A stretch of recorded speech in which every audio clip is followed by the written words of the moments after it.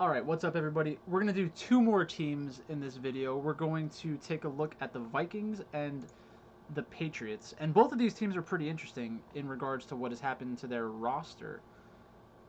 So last year the Vikings went 10-6. This year they will be playing against the NFC South and the AFC South, which is okay for fantasy, but not great. The Vikings are plus 2,500, which is a horrible line for them to win the to win the Super Bowl. And it's because a lot of people have those good memories about them, but they aren't necessarily going to do the additional research and look at their roster and stuff like that. So I think it's probably going to be a public team. I would definitely look at the under 8.5. Let's take a look at their player movement. So they lost Linval Joseph. Linval Joseph is a good player. Xavier Rhodes is a good player. Stephon Diggs is a very good player. Trey Waynes is a good player. Mackenzie Alexander's okay. I could be wrong about that one. Tayshawn Bauer, Epps, Blossingame. Let's see who they added. So they're replacing Stephon Diggs with Tajay Sharp. But they also have Justin Jefferson, and they had some other okay wide receivers last year. But that's a big downgrade in my opinion. I love Stephon Diggs. Anthony Zettel, Mike Pierce, Yarbrough. I feel like he had a good year last year. Not positive. Not a lot of additions. So this is kind of scary. They gave up a lot of good players. Let's take a look at the rest of their roster. Kirk Cousins, I still think, is a good fantasy option for quarterback. You can get him at the very end of best ball, which is very good. Dalvin Cook is like a top 5 pick, which scares me. He is one of the more talented running backs in the NFL, but it's pretty tough to think that Dalvin is going to be a top 5 running back. I like a lot of the other running backs in that range, and I also like getting some wide receivers at that point in the draft. Best ball has been extremely running back heavy so far, the drafts that I've been in, so I kind of wait. I get one or two good running backs, and then I wait for the rest of them, and I just get a bunch of them. Alexander Madison is a player that I've gotten a lot of. They might want to reduce the number of touches Dalvin Cook gets, and if that's the case, Alexander Madison has good upside. And then also, if Dalvin Cook gets injured, he has good upside. Amir Abdullah, you probably won't want to draft him in best ball leagues, but I could see him being somebody to watch out for during the regular season. Adam Thielen, obviously a very good player. You should definitely consider drafting him in best ball, season long, DraftKings, everything. Like I love Adam Thielen. Justin Jefferson is expected to fill the shoes of Stephon Diggs. He had a very good college career, but I think it's unlikely that he ends up being as good as Stephon Diggs. I don't think they're supposed to be similar players at all. I think Stephon Diggs is probably a better athlete than Justin Jefferson. But again, I'm not a rookie scout. I don't have a ton of information outside of what I hear from the people I trust. And the ones that I watch and listen to are probably similar to the ones that other people are watching and listening to. And they have very good track records. So I kind of take what they are saying very seriously until my eyes tell me something different. Olabisi Johnson had some good games at the end of last year.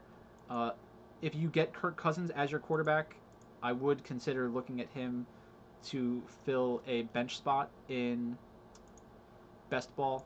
Irv Smith Jr. and Kyle Rudolph. I don't know who's going to get more receptions or targets or anything like that. Kind of scary, if I'm being honest. So I've tried my best to avoid them unless Kirk Cousins is my quarterback in best ball. Next up, let's go to the Patriots. So the Patriots last year went 12-4, but last year they had Tom Brady, and this year they don't have Tom Brady. The AFC East plays against the AFC West, so they're playing against the Chiefs, Broncos, Raiders, and Chargers, and they also play against the NFC West. So you're playing against the 49ers, Seahawks, Rams, and Cardinals. I still think that the Patriots are going to be very good this year. Their over-under's 8.5. That's over 8.5 is minus 143. So I would probably take that. I love Cam Newton. I think they'll be fine. but I need to make sure that I'm not missing anything by looking at the rest of the players. That's how you stay on top of everything, is by doing this kind of research. So good job for watching. The Patriots are plus 1,800. I think that's a pretty good number. I would hope that they lose one of their first games of the season so I can get more money onto them to win the Super Bowl. I mean, Cam Newton's a very good quarterback as long as he's not still recovering from that injury. So that's definitely a number I'm looking at. I have a lot of trust in the Patriots organization. And a lot of their players are still good as long as this list isn't too scary. So Kai Forbath, I don't care. Ebner, I don't care. Jamie Collins is very good, but I'm sure the Patriots have a backup plan. Deron Harmon, Kyle Van Noy is a good linebacker. Danny Shelton is a good defensive tackle. Roberts, Eric Tomlinson, Young Hoo, Calvin Munson. So I don't really feel like they lost that much. It's funny how Tom Brady's not on this list. Maybe this isn't that up to date. That's kind of scaring me that that doesn't have Tom Brady on it, if I'm being honest. Brian Hoyer, I don't care. Cam Newton, very good player. As long as he's fine from the injury, we will know before week 1, I think, if he is still injured.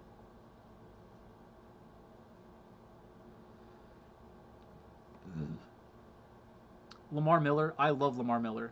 I love Lamar Miller. I have been snatching him up in a lot of my best ball leagues. Mohamed Sanu, I like Mohamed Sanu, but I don't know if he's still going to be one of the main wide receivers. I'm sure it would become more clear after a few weeks, but for that reason, I'm not drafting him in best ball. Justin Bethel, I feel like, is okay. Cody Davis, I'm not sure. Marquise Lee, I'm not sure. He didn't really do much on the Jaguars outside of a few years ago when he had a decent fantasy season. Damiere Byrd was a little bit of a disappointment for me last year because I had him on a lot of rosters, and he did not produce.